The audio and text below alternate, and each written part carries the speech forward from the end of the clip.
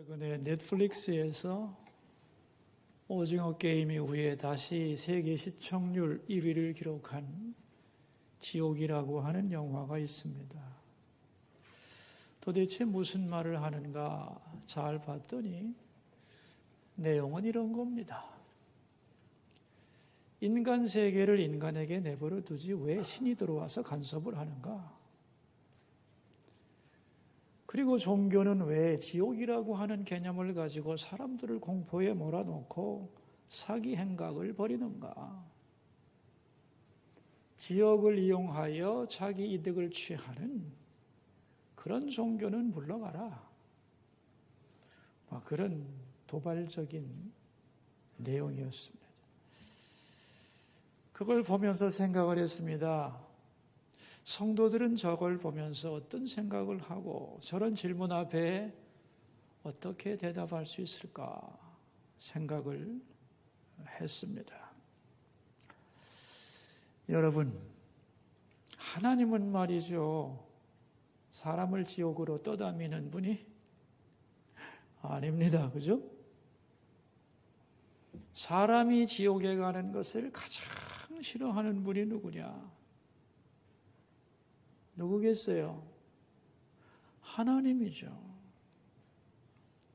그래서 그런 곳이 있으니 절대로 가면 안 된다고 조심하라고, 속지 말라고 진리에 대하여, 지옥에 대하여 말씀해 주시고, 또 사람이 그곳에 가지 않도록 자기 아들까지 내어주신 분이 바로 하나님인 거죠.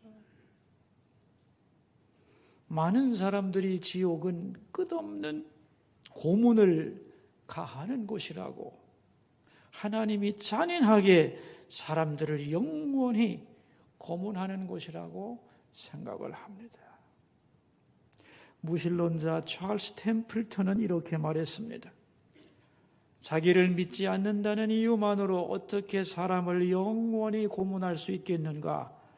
죽지도 못하게 하면서 영원한 고통 속에 있게 하는 것이 사랑의 하나님이 할 짓인가? 아무리 흉악한 범죄자라도 그렇게 할 수는 없는 것이다. 이렇게 공격을 했습니다. 꺼지지 않는 뜨거운 불 속에서 영원한 고통을 당하는 것이 지옥의 고통의 핵심이라고 생각하는데 아닙니다, 여러분. 그 불이라고 하는 개념은 상당 부분이 상징적인 것입니다. 지옥의 고통의 핵심은 뭐냐 하면은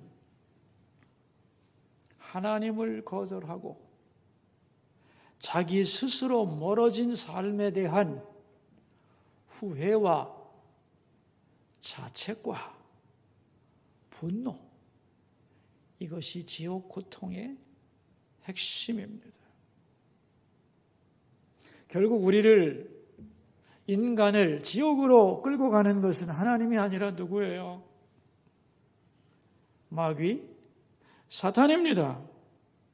자기가 들어가야 할 그곳으로 사람들을 끌어들임으로써 하나님을 슬프게 하고 많은 사람을 영원한 불행으로 몰고 가는 것은 마귀, 사탄인 거죠.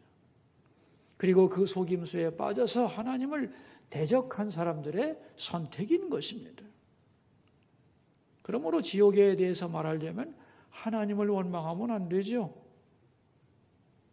마귀와 사탄을 욕해야지요. 그런데 사탄은 자기를 감추고 하나님을 원망하게 함으로써 오늘도 계속해서 인간과 하나님을 분리시키고 있습니다. 갈수록 세상은 지옥의 문제를 가지고 기독교를 공격할 것이라고 생각합니다. 거기에 대하여 성도들이 할 말이 없다는 것은 우리가 성경을 잘 알지 못한다는 것을 의미하고, 이런 의미에서 지옥에 대해서도 바른 성경적 교육이 필요하다, 그런 생각을 많이 했습니다.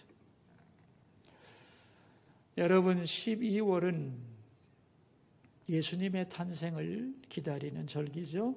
그래서 대림절과 성탄절이 있는 겁니다. 저는 오늘부터 3번의 주일과 크리스마스 이렇게 4번에 걸쳐서 예수님은 이 세상에 왜 오셨는가? 그리고 그 오신다는 약속이 어떻게 성취되었는가? 그리고 예수님의 오심의 방법은 무엇이며 그 결과는 무엇인가? 여기에 대하여 말씀을 전하려고 합니다. 이런 과정을 통해서 예수님의 탄생과 하나님의 구원에 대하여 깊이 이해하는 시간이 되기를 바라고, 또한 예수님이 오신 사건이 얼마나 놀랍고 위대한 사건인가를 깨달으며 감격하는 시간이 되기를 바랍니다. 오늘은 그 첫 번째 시간으로 우리 제목을 한번 읽어볼까요? 여자의 후손으로 오신 예수님에 대하여 말씀을 나누도록 하겠습니다. 오늘 본문의 배경은 에덴 동산에서 하나님의 명령을 어기고 선악과를 따먹은 사람, 아담과 하와, 그리고 그들을 그렇게 먹도록 유혹한 사탄에 대하여 하시는 말씀이죠. 오늘 본문은 인류 역사에서 가장 어두운 순간, 그 시간에 하나님이 하신 말씀입니다. 사탄을 향한 선포이며 동시에 사탄에게 붙잡힌 인간에 대한 하나님의 구원 계획을 선포하는 내용입니다. 아주 쉽게 말하면 죄에 대한 하나님의 처방, 그게 오늘 본문 내용이죠. 그래서 오늘 본문을 뭐라고 부르는가? 전문 용어로 프로토 에반겔리온이라고 부릅니다. 번역하면 원복음. 뭐라고요? 원복음 혹은 원시복음이라고도 말합니다. 이 프로토라는 말은 뭐냐 하면은 무엇보다 이전의 그런 얘기입니다. 프로토 에반겔리온, 복음 이전의 복음, 그런 얘기입니다. 그러니까 예수님 십자가 사건 이전에 말한 복음, 그런 뜻이고, 원이라고 하는 것은 원래라는 뜻이죠. 그러니까 이런 말입니다. 인류에게 최초로 알려진 복음, 예수님이 오시기 전에 알려진 복음, 그런 뜻이에요. 그래서 원복음이라고 부릅니다. 오해하면 안 되는 것은 옛날에 있던 복음이 지금 복음과 다르냐? 그건 아니에요. 복음은 언제나 똑같아요. 우리가 지금 믿고 있는 복음과 오늘 창세기 3장 15절은 같은 것입니다. 그러니까 오늘 이 3장 15절 말씀은 내용이 굉장히 많은 거예요. 신학적으로 크게 3가지만 말하려고 합니다. 첫째가 뭐냐 하면은 구원의 주체가 누구냐는 거예요. 구원의 주체가. 여러분 3장 15절을 보면 내가라는 말이 계속 나오죠. 내가 너로 여자와 원수가 되게 하겠다. 나 누구죠? 하나님이죠. 여러분, 인간은 죄를 지었지만 죄 문제를 해결할 능력은 없어요. 아이들이 말썽을 피우지만 문제를 수습하지는 못해요. 인간의 범죄에 대한 이 문제를 누가 수습할 거냐? 범죄한 인간 자신이냐? No. 아닙니다. 누가 구원의 주체라고요? 하나님 자신입니다. 자, 그렇다면 두 번째, 구원의 방법은 뭐냐 하는 거예요. 오늘 본문에 나오죠. 내가 너로 여자와 원수가 되게 하고 그랬어요. 자, 여기서 나는 하나님이고 너는 누구예요? 뱀입니다. 사탄이요. 그리고 여자는 선악과를 따먹은 사람이죠. 그들을 원수가 되게 할 것이다. 그 말입니다. 더 중요한 것은 그 다음 구절이에요. 내 후손과 여자의 후손이 원수가 되게 하리니 그랬어요. 여기서 이제 처음으로 나오는 말이 여자의 후손이란 말입니다. 그러니까 여자의 후손을 보내겠다는 거예요. 그런데 여러분, 지금 우리는 이걸 모르고 있는데 여자의 후손이라는 말은 논리적으로 성립이 안 되는 용어예요.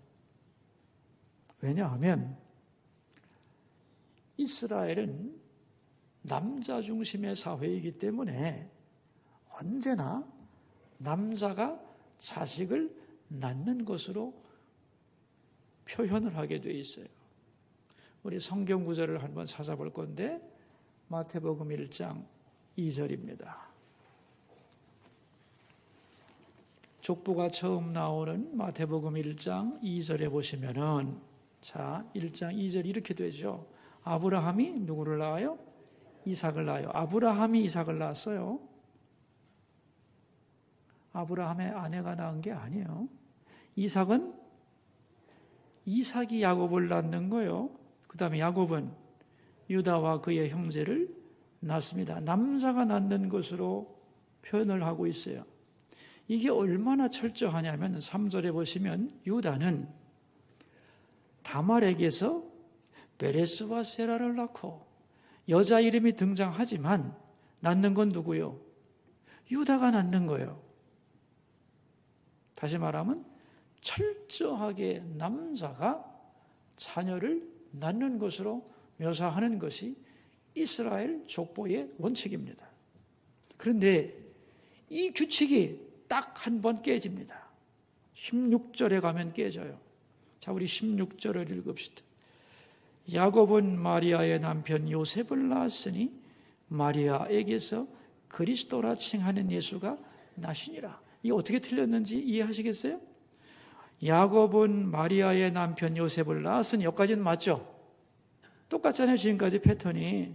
그런데 그 다음이 문제죠. 그 다음을 족보기록 원칙대로 한다면 어떻게 써야 될까요? 요셉은 마리아에게서 그리스도라 칭하는 예수를 낳으니라. 요셉이 낳은 것으로 묘사를 해야 되죠. 근데 그렇게 말하지를 않고 어떻게 말했어요? 마리아에게서 그리스도라 칭하는 예수가 나시니라 그랬어요. 그러니까 다시 말하면 여자의 후손이란 말은 무슨 말이냐면은 남자를 통하지 않은 인간을 의미하는 거예요. 다시 말해서 여자의 후손은 인류 역사 속에서 딱 한 사람뿐이에요. 누구예요? 예수님뿐이에요.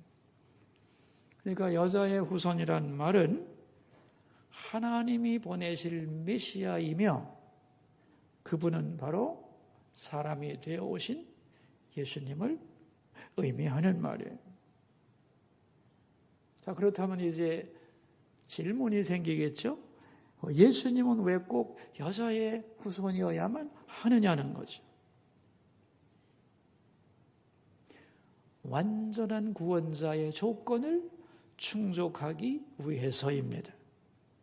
여러분, 구원자가 되려면 죄가 없어야 해요. 근데 그것만 가지고는 안 돼요. 우리의 문제를 해결해야 되기 때문에 우리와 같은 인간이어야 해요. 이 두 가지를 만족시키는 존재여야만 자기 백성을 죄에서 구원할 수 있는 거예요. 그래서 진정한 메시아는 여자의 후손이어야 하는 거예요. 그런데 말이죠, 여자 혼자서 애를 낳을 수 있느냐는 거죠. 없죠. 그래서 성령으로 잉태된 것이죠. 그래서 완전한 하나님이 완전한 인간이 되어 죄 없는 인간으로 오셔서 우리를 구원하기 위하여 그 메시아는 여자의 후손이 되어야 했다. 이런 얘기입니다. 전에 제가 제 친구에게 예수 믿으라고 전도를 하고 있는데 그 친구가 이런 말을 하더라고요. 어떻게 처녀가 애를 낳냐? 처녀가 애를 낳는 걸 나한테 납득시켜주면 내가 예수 믿지. 아, 그러더라고요. 제가 뭐라고 했는 줄 아세요? 처녀가 애를 낳는다고? 그걸 나보고 믿으라고? 미쳤냐, 내가 그걸 믿게? 나도 안 믿어. 그랬어요. 그랬더니 반색을 하면서 그래? 너도 안 맺지? 하고 좋아하는 거예요. 여러분, 우리가 꼭 알아야 할 것이 있습니다. 예수님의 동정녀 탄생과 처녀가 애를 낳았다는 말은 같은 말이에요? 다른 말이에요? 같은 말이에요? 다른 말이에요? 겉으로는 똑같은 것 같죠? 근데 아주 다른 말입니다. 왜 달라지느냐 하면은 예언 때문에 그래요. 어떤 예언일까요? 오늘 본문에 나온 여자의 후손에 대한 예언이 창세기부터 기록되어 있는 거예요.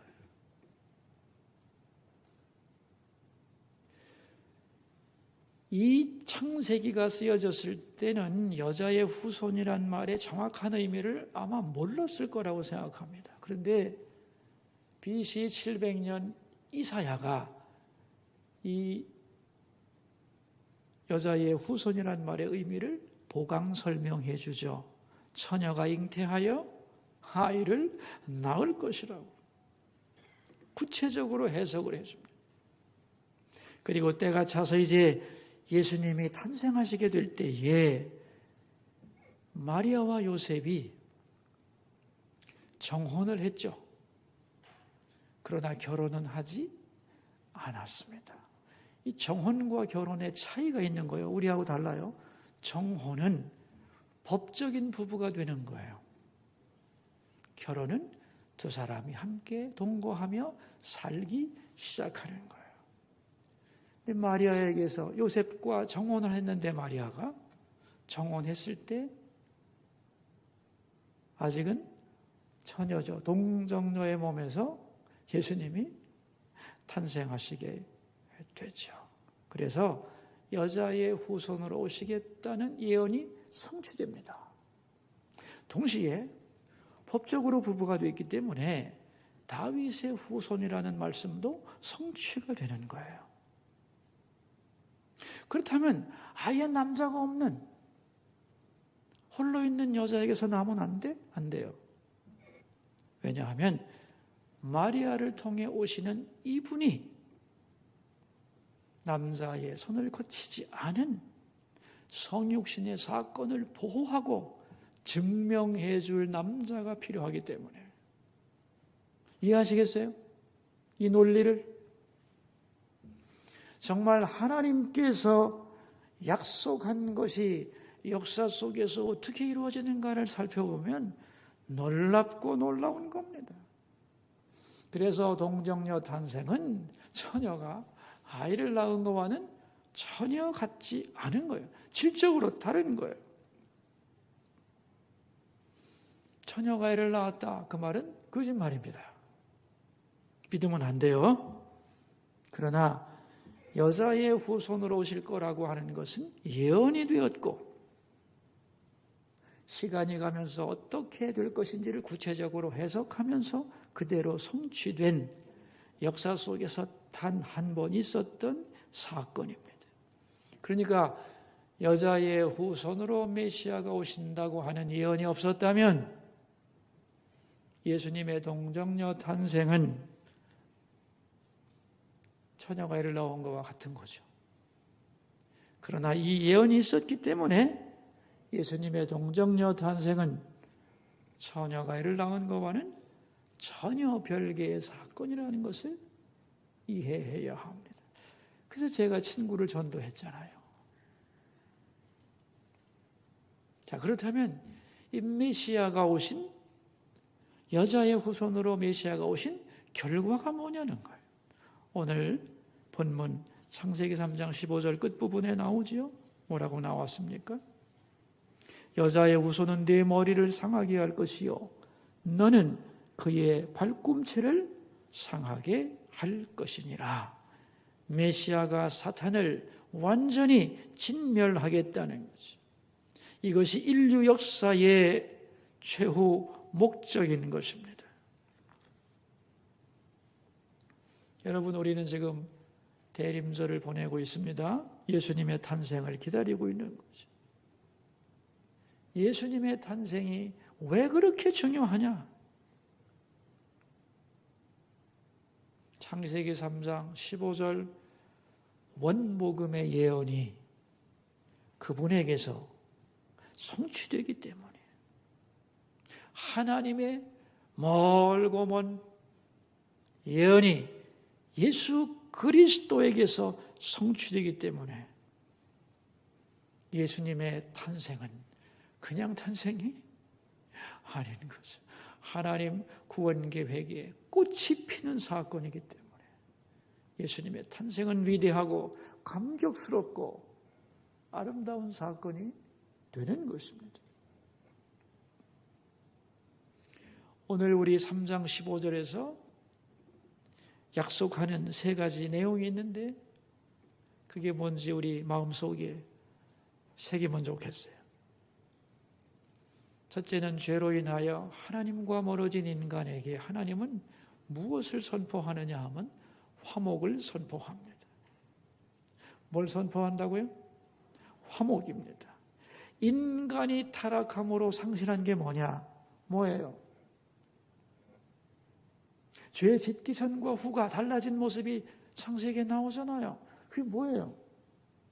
그게 화목입니다. 하나님과의 친밀한 관계가 깨져버렸어요. 그래서 죄는 하나님과의 화목을 깨뜨립니다. 하나님의 형상으로 만들어진 인간이 하나님과 불화하게 되는 거죠. 원수가 되는 거예요. 저는 이런 질문을 받아본 적이 있어요. 아니 과일 한 개 따먹었다고 하나님과 원수가 되고 지옥 갑니까? 여러분 그거 너무 심한 거 아닙니까? 이런 얘기를 들어봤는데 선악과라는 어떤 과일 하나를 먹은 게 중요한 게 아니고 사단의 말을 듣고 따먹었기 때문에 사탄과 한패가 되었다는 게 중요한 거예요. 인간이 사탄과 화목하게 된 거죠. 하나님과 원수가 되고 이게 타락입니다. 그게 범죄의 결과예요. 그런데 이 비극적인 순간에 하나님이 뭐를 말씀하시느냐? 죄로 인하여 깨어진 하나님과 죄인과의 깨어진 화목을 하나님이 나서서 다시 화목하게 만들겠다. 그래서 복음인 겁니다. 다시 인간이 하나님께로 돌아올 수 있도록 그래서 하나님의 자녀가 되도록 만들겠다는 그 약속이 중요한 거예요. 이걸 누가 하느냐는 거예요. 인간이 할까요? 지가 무슨 힘으로? 하나님이 스스로 화목을 이루어내겠다. 아멘. 이게 오늘 본문에서 말씀하는 첫 번째 약속이요. 너희들은 범죄하고 나를 떠났지만 나는 너희들과 화목을 이룰 것이다. 아멘. 두 번째는 뭐냐 하면은 자유를 주겠다는 거예요. 자유. 여러분 로마서 6장에 보면은 순종하는 것에 종이 되는 것이다 그랬어요. 그러니까 우리가 사탄에게 순종하면 사탄의 종이 되고 죄의 종이 되는 거예요. 이게 인간의 모습이고 범죄의 결과입니다. 마귀 종이 된 거죠. 여러분 많은 사람들이 마귀 종된 것 보여요? 안 보여요? 안 보이는데? 아닙니다. 보이지요. 마귀의 종이 되었기 때문에 세상과 짝하는 것이 그렇게 즐겁고 악한 것들만 보면 흥분하고 스릴을 느끼고 모든 게 잘 되면 거기로 빠져드는 이유가 뭐냐? 종되었기 때문이에요. 반대로 인간들이 거룩을 향해 나아가고 자기를 창조하신 하나님을 찬양하고 선을 행하면서 말할 수 없는 희열을 느끼는가요?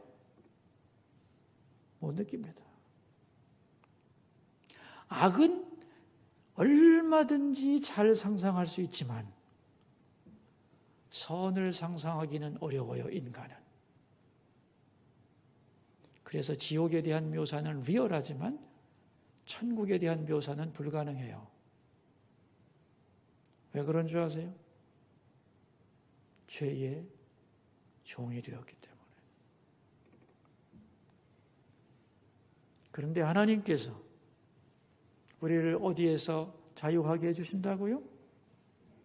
죄로부터, 사탄으로부터 자유케 하겠다. 아멘. 이게 인간의 힘으로는 불가능한 거예요. 찬송가에 나오죠. 죄에서 자유를 얻게 하면 뭐요? 뭘로 가능해요? 보혈의 능력으로 가능합니다. 주의 보혈로.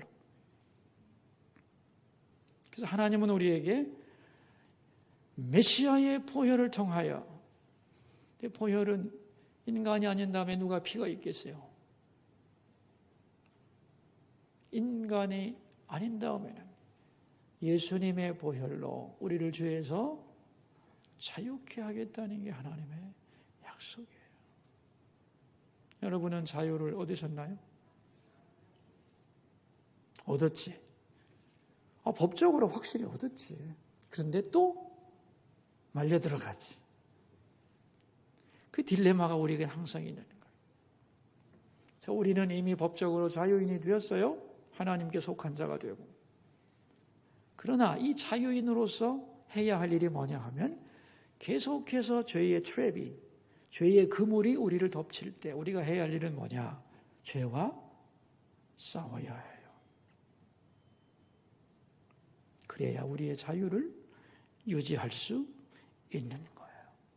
여러분, 싸움은 좋은 게 아닙니다만 절대로 싸우지 않겠다 그러면 종이 되는 수밖에 없어요. 그렇죠?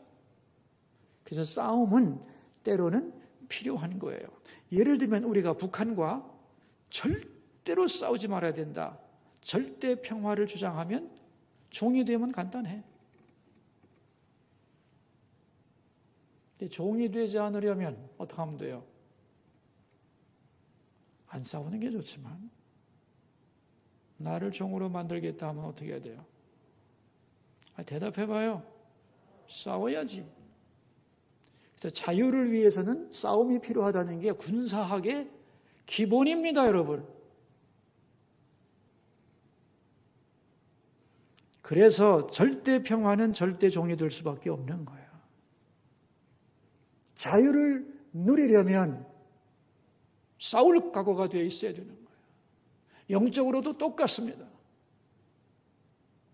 하나님이 우리를 어떻게 하셨다고요? 자유케 하셨어요. 죄로부터. 죄로부터 자유한 인간임을 믿으며 죄가 유혹할 때마다 우리는 어떻게 해야 돼요? 싸워야 돼요. 마지막으로 오늘 본문에서 우리에게 약속한 게 뭐냐면 승리입니다. 승리. 뭐라고요? 승리. 예수 믿는 자들에게 승리를 약속했죠. 그죠? 근데 내 힘으로 승리하는 게 아니에요. 여자의 후손이 사탄을 밟아 이기셨기 때문에 그 예수의 힘으로 우리는 싸워 이기는 것이에요. 그래서 우리가 유혹을 받을 때 뭐라고 해요? 예수의 이름으로 올라가라. 내 힘으로 안 되기 때문에. 그럴 때 물러가는 거예요. 왜? 승리를 하나님이 약속하셨기 때문에. 여러분, 우리가 힘겨워 허덕일 때 가장 절실한 게 뭔지 아세요? 결과에 대한 보장이야. 내가 배를 타고 있는데 풍랑을 만났습니다. 어찌할 줄 모릅니다. 그런데 말이죠, 이 배는 절대로 파손하지 않고 소원의 항구에 반드시 입항하게 될 것이라는 확실한 보장만 있다면 그 모든 풍파와 파도와 위험은 멋진 모험담이 되는 거죠. 인생의 풍파가 많아도 최후의 승리에 대한 확고한 보장만 있다면, 쓰러진다 안 쓰러진다? 쓰러진다 안 쓰러진다? 쓰러지지 않습니다. 야구 게임을 하는데 우리 팀이 확실하게 이긴다는 보장이 주어졌어요. 그런데 9회가 됐는데 우리가 계속 지고 있거든? 지고 있습니다. 그런데 이 팀의 선수들이 낙심하고 절망하고 게임을 포기할까요? 안 할까요? 할까요? 안 할까요? 안 하지. 왜? 결과를 알잖아. 지금은 지고 있어도 우리가 반드시 이길 것임을 알잖아. 그래서 하나님은 우리에게 승리를 약속하신 거예요. 그래서 이 창세기 3장은 굉장히 우울한 장입니다. 어두워요. 죄에 의한 인간의 실패를 말하기 때문에. 그러나 인간이 전적으로 무너져진 그때에 하나님이 오셔서 약속을 하셨어요. 메시아를 보낼 거라고. 여자의 후손이 올 것이라고. 그를 통하여 승리하게 될 거라고. 이게 원복음의 내용입니다.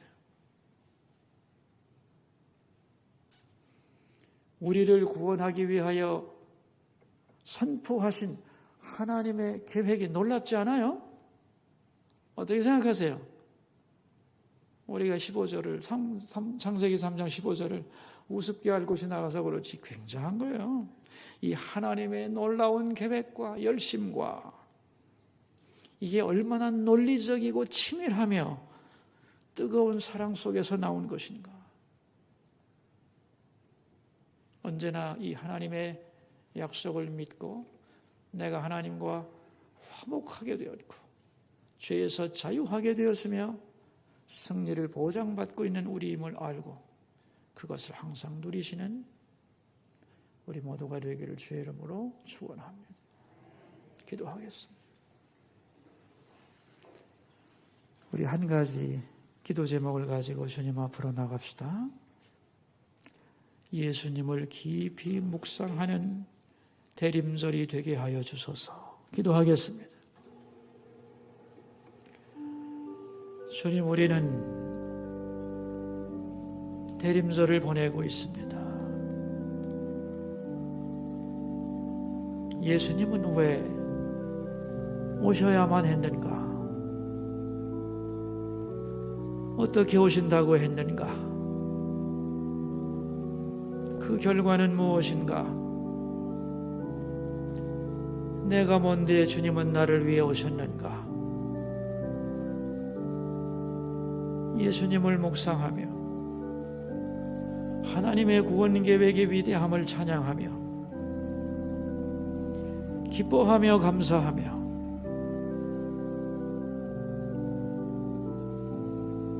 이 12월 한 달을 잘 보내도록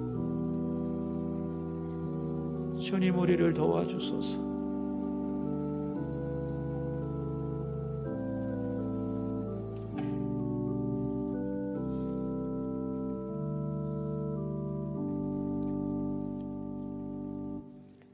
범죄한 인간에게 다가오셔서 복음을 들려주신 하나님, 메시아를 사람의 후손으로 보내시겠다 약속하시고 그를 통해 승리를 약속하시니 감사합니다. 어찌 나 같은 인간을 구원하기 위하여 그렇게 오래전부터 약속하시고 계획하시고 치밀하게 성취해 가시나이까. 그 은혜를 찬양합니다. 오늘도 예수님 때문에 하나님과 화목하고 자유를 얻으며 승리를 누리며 살게 하옵소서. 존귀하신 예수님의 이름으로 기도하옵나이다.